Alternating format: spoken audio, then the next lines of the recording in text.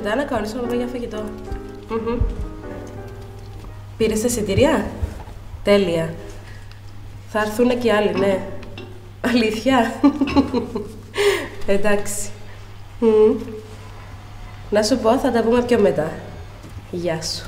Γεια σας. Μπορείτε να μου πείτε που βρίσκεται η αίθουσα Α236? Ναι, να πάτε αριστερά, είναι στο δεύτερο όροφο στα δεξιά σας. Ευχαριστώ πολύ. City University, παρακαλώ. Μάλιστα. Ναι, καταλαβαίνω απόλυτα. Να σας συνδέσω με το τμήμα εισδοχής φοιτητών. Ναι, θα μιλήσετε με τον κύριο Κυριάκου Πέτρο. Να είστε καλά, γεια σας. Hey, how can I help you? I just want to pay my tuition fees. Where's the finance department, please? You should go on the first floor, room 101. Oh, okay. Thank you.